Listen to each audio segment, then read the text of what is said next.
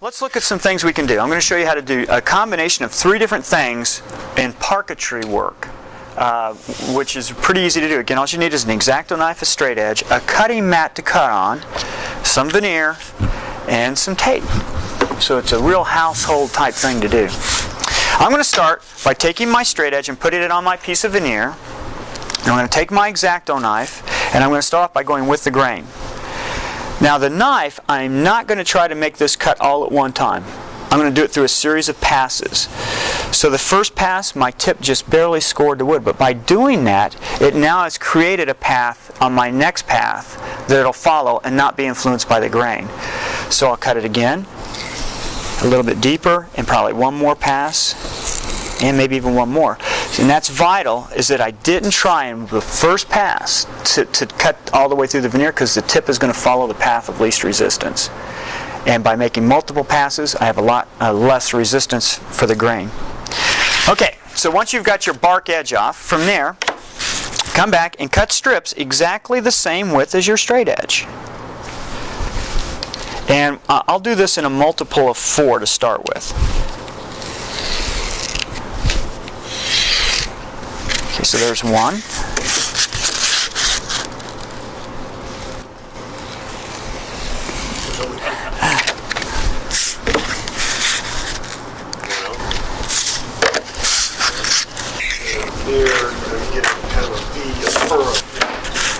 I want to keep the knife perpendicular on the edge of my straight edge. This blade flexes, but for what we're doing right now, the flexing, the angling isn't going to create as much of a concern for me, because I'm just going through that one layer.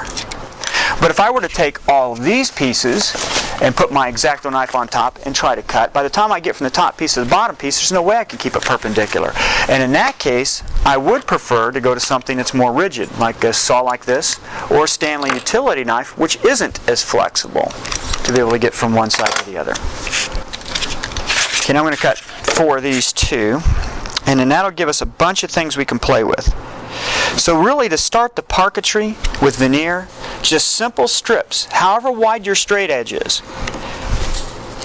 And you could cut them in, you need to cut them at least in groupings of 2 pieces, 4 pieces, 6 pieces, 8 pieces, and so on.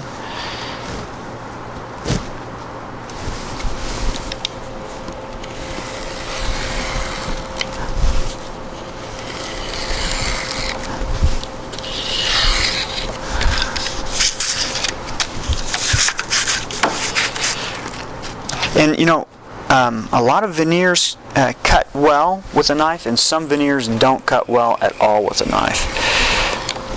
Oak. If you notice, you can probably not see down here, but if you look at my stack, there's absolutely no oak. Certain exotics like Wingy and Purple Heart, and those are just a nightmare to cut. Teak is not a whole lot of fun to cut. Basically anything with a real coarse. Absolutely. It's a nightmare. Now, it cuts well on a scroll saw, and it would cut well if you packetize it and you go to your table saw. But right now, to try to cut this with this one knife, I would do everything I could to stay away from it. Okay, now we've got 4 strips of each, and obviously at this point in time, I'm going to tape them together. I'm going to tape them together every other color.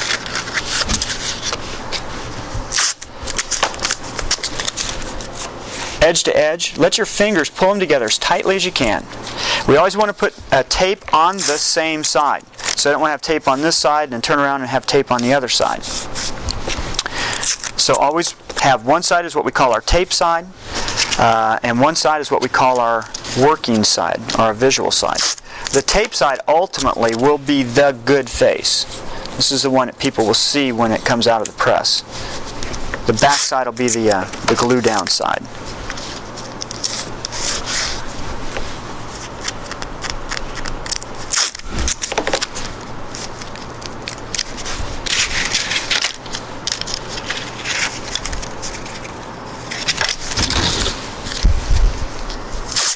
These don't have to go back in any order. You don't have to have the first cut, second cut, and third cut from your maple pieces. They can go in any arrangement in any order.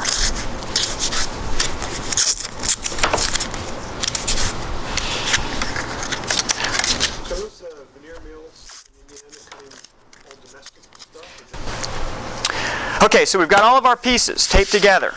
Okay, nice tight seams. They look really good. No gaps at all. All the tape is on one side.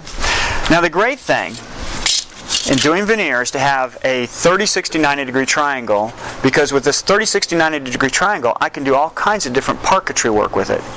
And to start with, I'm going to take the 90 degree angle and I'll line it up to the bottom edge of my veneer. I don't see as well as I used to, so I'll put my straight edge on my veneer and then line my triangle up off of my straight edge, and then that way I'm sure I'm perpendicular to the bottom edge. And then I'm going to come back and I'm going to cut at a right angle across the grain through all these pieces.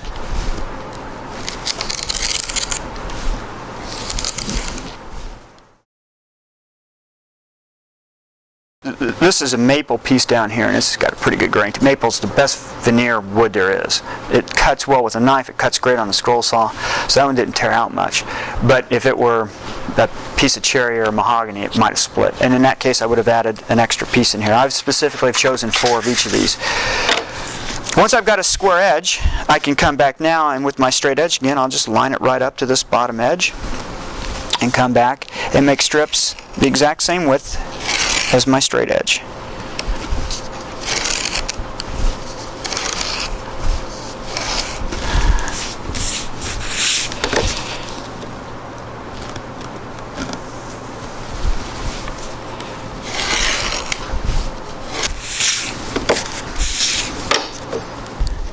Now I'm going to take these, and obviously when I turn them around I end up with a checkerboard. Do the circular cutting wheels work at all? To tape these back together, obviously if I wanted to make a real checkerboard, I'd need to have 4 more of these pieces cut. What I'm going to do though is, because I can see this side, I'm temporarily going to go through and make sure that my corners line up exactly where they should and put just a couple pieces of tape on it.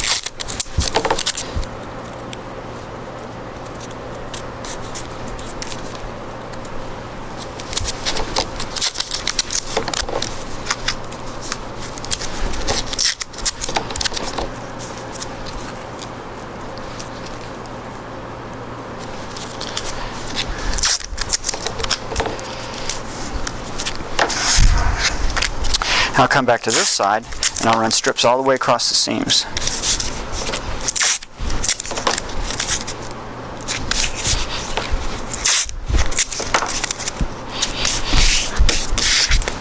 And I can come back and take this off. Now this one row in here, I didn't pull it together as tightly as I should have, so there's a little bit more of a gap there, but that'd be easy to correct. Okay, so you can see how easy it would be to make a pretty accurate and pretty square checkerboard.